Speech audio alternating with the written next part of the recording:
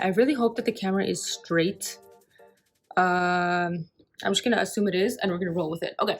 Hey everyone, today we're going to talk about 3 super easy, interconnected, fundamental concepts that are super important to understand on your journey of personal finance when you're just starting off.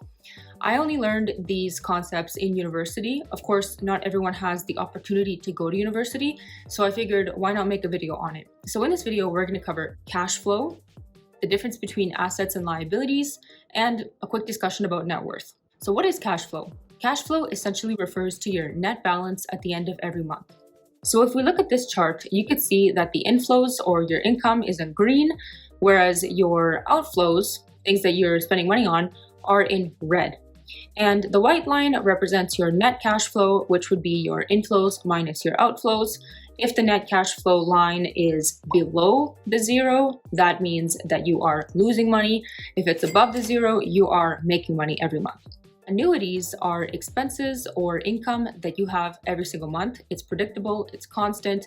Things like annuities would be, for example, a bill, like a utilities bill that's consistently 60 or 70 bucks a month. Your salary would be an annuity because it's constantly generating positive cash flow. You get the point. So, what are assets and liabilities? These are terms that are constantly thrown around in the personal finance space. Essentially, an asset is anything that generates positive cash flow. And assets retain their value. That part is important as well. Whereas a liability is anything that generates negative cash flow. In other words, assets generate money and retain value. Liabilities are anything that you spend money on. Some examples of assets would be a profitable business, intellectual property that you produce, whether that be blog, painting, music, things like that. Anything that generates interest in the long term, like stocks or bank accounts that pay interest, things that go up in value over time, for example, gold or silver jewelry, even collectibles like a retro vehicle that you maintain in really good condition, or antiques.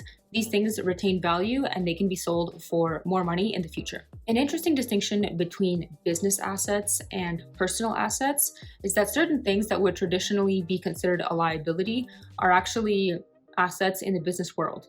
So examples like equipment, machinery, this includes computers that are used for your business, vehicles, these kinds of things are actually considered assets in a business because they're fundamental to making your business profitable, to running your operations or providing whatever service or product that you provide. Another interesting fact is that your job is not an asset.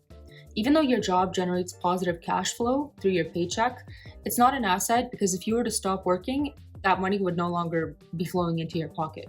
So let's get back to examples of liabilities now. Some examples of liabilities would be any kind of debt like student debt or credit card debt, mortgage, your vehicle because it depreciates over time, your home because you constantly have to spend money on upkeep. An interesting note about liabilities and assets is that you can convert liabilities into assets. An example of this would be renting out your home so that the amount of rent that you receive every month exceeds any kind of bills associated with that home. So effectively that home would be generating positive cash flow and you would have converted that liability into an asset. So now that the distinction between assets and liabilities is crystal clear, let's get into net worth. What exactly is net worth? Net worth is simply an individual's assets minus their liabilities. Net worth is really the most pure way to evaluate somebody's wealth because it takes into account their assets and their liabilities. Just because somebody looks rich and they dress nice and post cool photos on Instagram doesn't mean that they're wealthy because that lifestyle could be funded by debt.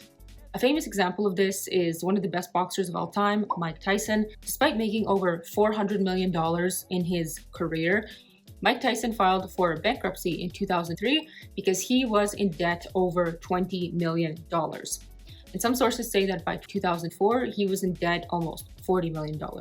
For reference, Elon Musk's net worth is 204 billion US dollars. Jeff Bezos' net worth is 181 billion USD, and Kim Kardashian's net worth is $1.7 billion. The best way to increase your net worth is to acquire assets, not liabilities. If you constantly find that your cash flow is negative month to month, reconsider how much you're spending or increase your income so that you can push that cash flow to be positive. Thanks for watching. I hope that this video about cash flow, assets and liabilities, and net worth was beneficial. If you enjoyed this video, consider subscribing, and I will see you in my next video. Bye!